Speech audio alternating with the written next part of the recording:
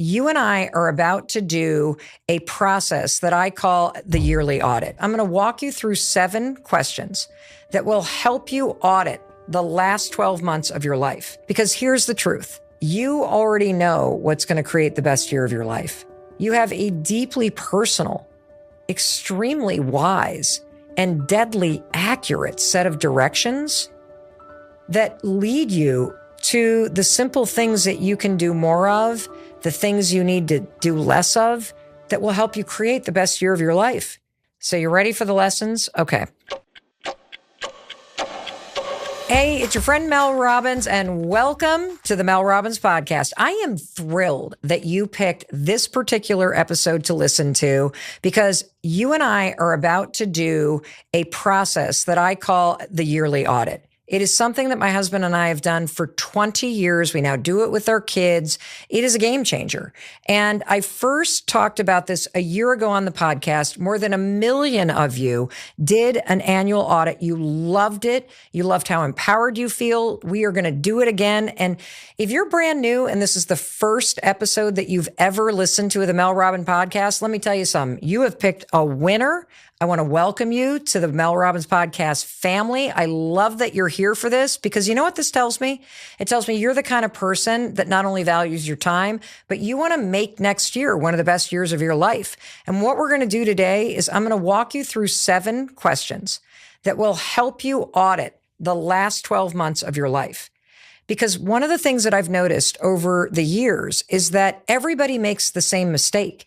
Whether they're making New Year's resolutions or they're setting goals for the next year or they're doing business planning, we're so obsessed with like looking ahead and manifesting and setting goals and wiping the slate clean that we jump over one of the most powerful and important and critical parts of planning. And what is that thing that is critical? It's understanding where you are right now. See, if you just simply look ahead, you're going to be like, oh, I want to do this and I want to do that and I want to do the other thing.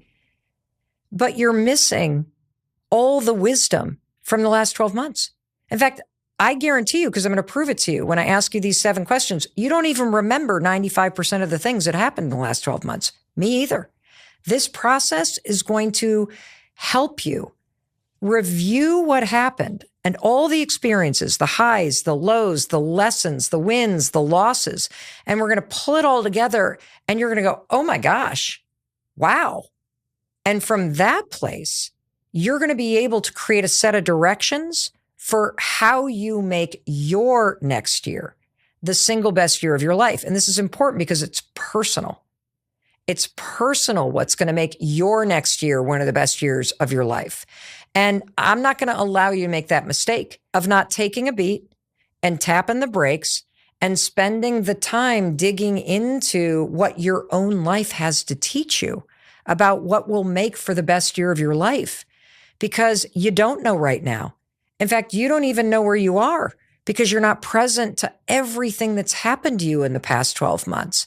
And it's important to know where you are. In fact, I always think about planning and goal setting in this time of year like creating a set of directions.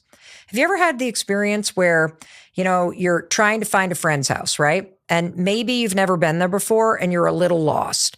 And so you call your friend and you're like, I know I'm close, but how do I get to your house? Can you help me? Can you help me get there? What's the first thing they ask you? Can you tell me where you are? The reason why somebody asks you, where are you? Is because mathematically speaking, it's impossible to give somebody directions unless we know 2 things. Where are you? And where do you want to go? I'm going to walk you through this process that helps you understand exactly where you are. Because when you're really present to everything you've learned and experienced these last 12 months of your life, you not only know exactly who you are and where you are, you're going to be very clear about what you want and what you don't want. And I know things are a little crazy right now. I know there's a lot of you that feel uncertain based on where you may be living in the world. I know that there's a lot in the news that can feel a little overwhelming, but I'm going to remind you over and over and over again. When you focus on yourself and when you focus on your actions and when you focus on your own life, what's within your control, your life is going to get better You will feel more in control, and you will start to feel yourself truly moving your life and your career and your relationships in the right direction. And that's exactly what we're going to be doing today. Before we jump into this, I just want to tell you a little bit about how this is going to roll. If you're listening to me as you're walking right now or you're driving a car, you're not going to be able to write anything down, and that's okay. All I want you to do is just listen and think about your answers to these 7 questions, because once you listen through this process, you're going to want to come back with a piece of paper or perhaps your laptop, and you're definitely going to want to come back and have your camera roll with you on your phone, and you're going to understand why in a minute. And you also, as you're listening, might go, oh, I want to do this with my spouse, or I want to do this with my family, which means you can listen through the whole thing and then share it with everybody and then come back and do it as a group. See, I want to have you go through this process and actually get your answers to these 7 questions down on paper or in your computer. Why? Well, because to me, if you just keep them trapped in your mind, they're not real. I need you to pull this wisdom and clarity out of your brain and put them either in your computer or in your notes app or on a piece of paper in the real world. And you're also going to need your phone. And the reason why you're going to need your phone is because you have a camera roll on your phone. And we're going to be using your calendar and all of the photos from the last year to jog your memory. Because having done this for 20 years in a row, I can tell you with 100% certainty, you have forgotten 95% of what's happened this year. Are you ready? Good. So am I. I'm so excited. So let's just jump in with question number 1. Describe the highlights from the past year of your life. What were the highlights? Now, if you stop and think, you're like, okay, what were the highlights? You don't remember them all. And this is where your camera roll comes in. Okay. So if I take out my camera roll, and I'm going to do it right now, I have resisted the urge to look through my camera roll because I wanted to actually do this with you. And I'm going to put into my search right now. Let's see. Let's go to January. Oh my gosh.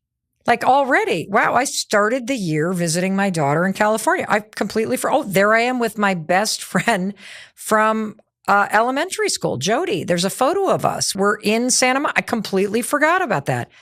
Oh, whoa. There's Jamie Kern Lima. I'm visiting my pal. Oh my gosh. Oakley was still in high school. And there he is at a ski race. Completely forgot that ski season was a year ago. And I actually made it to a couple of them. Oh, there I am. I'm getting my hair dyed. Oh, I went out to dinner with friends. Oh, there's my friend's new puppy. There's a lot that I forgot.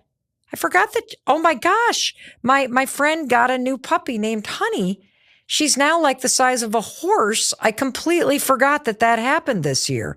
And this is just January. Oh, I forgot about this. Here's another one. I did a yoga class with flamingos walking around. I mean, talk about a crazy experience. And there was this one particular moment where I was standing up and you're supposed to be all still. And honest to God, a flamingo came up and put his beak over my shoulder. I mean, that was crazy. I completely forgot about that. And guys, I am only on January 15th. And look at how much I forgot about already. And you want to know what this shows me? It shows me that time with family matters. Do you see how excited I got as I was talking about these celebrations and these memories? And you want to know what else that shows me? It shows me how excited I got about all the new things that I did, like the flamingo yoga thing. That was one class that lasted 50 minutes. And it's still something that when I see the photos, it brings me a lot of joy. That's pretty cool. I want you to really embrace what I'm saying, because now what I'm going to do is I'm going to go to my camera roll and I'm just going to put in this year, 7,000 photos. Actually, there's 6,927 photos when I put in 2024. And as I scroll through this and I start to jog my memory of all of the things that happened this year, what becomes so apparent, and you're going to absolutely love doing this ritual every year of taking an audit, which is really the process of taking your life in. like allowing yourself to relive it week by week, month by month, photo by photo. You're going to see just all the ups and downs and the places that you went and the people that you saw. And you might see that you didn't go anywhere. That in and of itself is a really important piece of data. Maybe your life is too same old, same old. And that's part of the reason why you feel stuck. And it's going to be staring back at you in your photos. Maybe you're going to pull out your camera roll and realize you only have 100 photos for the whole year, which probably means you haven't been that present. You know, one of the things that's really cool about doing this podcast is the number of people that I get to meet. And my life wasn't like that 2 years ago. My life, I felt like very isolated in my work. I felt like I was constantly traveling. I felt like I wasn't learning as much as I wanted to learn. And when I did my audit with Chris 2 years ago, I'm like, I need to change this. Holy cow, I'm seeing another highlight. So our daughter Kendall played at Carnegie Hall. And here she is with her buddy, Phil Cook, who accompanied her at this big folk music thing. And just this week, she was down in Durham doing sessions with Phil and a bunch of his musician friends in Durham based on the relationship that they created in January. Like it just kind of opens up possibility for you. And what you're going to notice, again, the question is, what are the highlights? And I'm seeing a lot of highlights. What happens is it reminds you of what brings you joy. And if you don't see a lot of highlights, that's okay. That's okay, because that's data and it's something you can change. And there have been plenty of years over the 20 years that Chris and I have gone through this audit where I've said, this has been all work, no play. I don't see any friends here. Like I didn't go anywhere. I didn't see my family as much. I'm not smiling in photos. Like I got to change something. But I just really wanted to give you a sense of what it feels like to sit down and give yourself this gift of just spending time with yourself and the life that you've lived this last year. So what were the highlights? Well, there were an awful lot of photos about the process of writing the Let Them Theory book. I have been head down on that puppy for the entire year. And so a huge highlight is that I actually got that thing done, that 2 days ago it was published, that the cover is sensational, that the content is incredible, and that more importantly, all those late nights, all of the times I broke down crying, all of the photos of me where I look bloated and my mascara is running and I'm exhausted and the gray hairs are coming in and I've been living in the same pair of sweatpants for 3 days, that all of that hard work paid off. And then another huge highlight, our family climbed Mount Katahdin, which is the mountain that is the end of the Appalachian Trail. It was an extraordinary experience. And so that just kind of gives you a sense of what does it sound like and what are the highlights. And I'm going to give you one other highlight. On my phone, there were a tremendous number of flowers that I stopped and took photos of. And a highlight for me is that I had, for the first time in my life, I had planted a cutting garden, which basically means I had taken the time to plant a ton of tulip bulbs last spring. And this year they bloomed. And there were so many photos. Like I'm literally obsessed with flowers. And what does that tell me? Well, the reason why highlights are important is the things that make you smile, the things that make you look back with fondness. It's not just the accomplishments. It's the things that make your heart warm. And that's important data because you want more of that in your life. If you look at the last 12 months and you can see the things that made you smile or made you happy or that brought you more peace, then you're going to want to bring more of that to your life in the next 12 months. That's an example of how you use your own life as data to help you create a set of directions to what living the best life for you in the next year looks like. And that's personal to you. You may be listening to me going, flowers, that's the dumbest thing I've ever heard. Well, then that means it shouldn't be part of your set of directions. But don't you think it'd be stupid if I don't include it as part of mine? Of course it would be. And that's why we're doing this audit. And that brings me to the second question that you're going to ask yourself. And you're going to be able to answer this very quickly because you're going to have just scrolled through all of your photos and through your calendar. And that second question is, what were some of the hardest parts this year? Now, last year, the hardest parts for me is that I was in full-blown menopause. I felt like I was a Twinkie on two legs in terms of my waist was gone, my pants didn't fit. I had like a fanny pack around my front, only it wasn't a fanny pack. It was actually my stomach filling out my pants. And I just felt completely disempowered. The other low point, other than my health, and this is also part of my health, I spent way too much time working.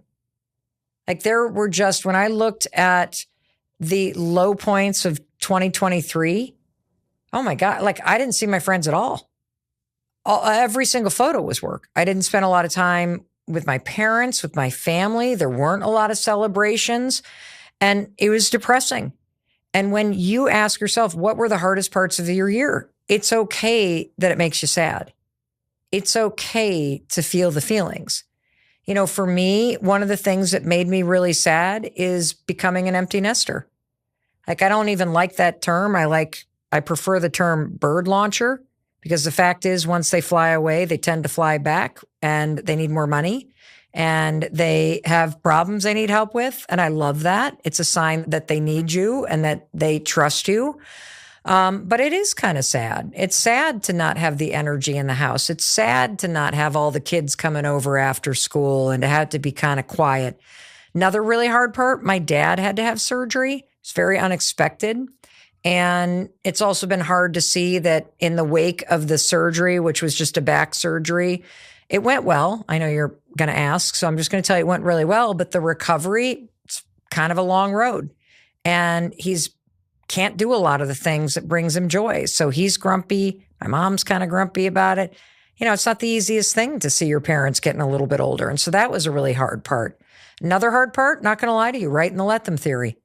It is a very difficult thing to take on a project that size. And it chewed up most of my weekends, a lot of late nights. It was a lot of hard work. And so as much as it was a high, it was also kind of a low in terms of just the hard part. And I'm pointing that out because there are things in your life that are going to make you really proud and are going to be really big accomplishments. And they're also very hard. And that's okay. And kind of understanding that just because something is successful doesn't mean it wasn't a low point. Just because something was amazing in the end doesn't mean it wasn't a project that sucked you dry. And so it made both lists for me.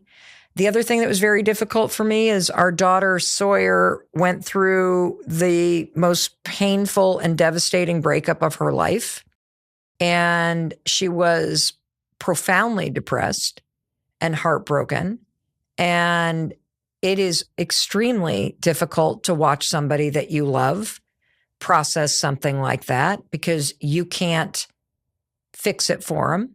Like the hardest thing about grief and heartbreak is you got to go through it.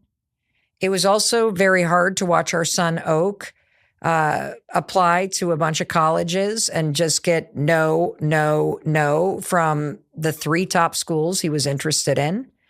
And again, you can't fix it. And it's a really important thing in life to not get what you want, honestly, because it makes you realize what's worth working for. It makes you realize what's important, makes you realize nothing's guaranteed.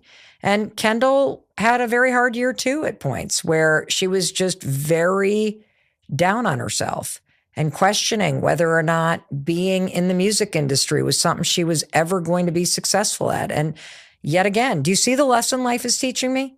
That I can't rescue someone from their challenges. In fact, when you try to, and this is what I learned, and it was kind of a gift now that I think about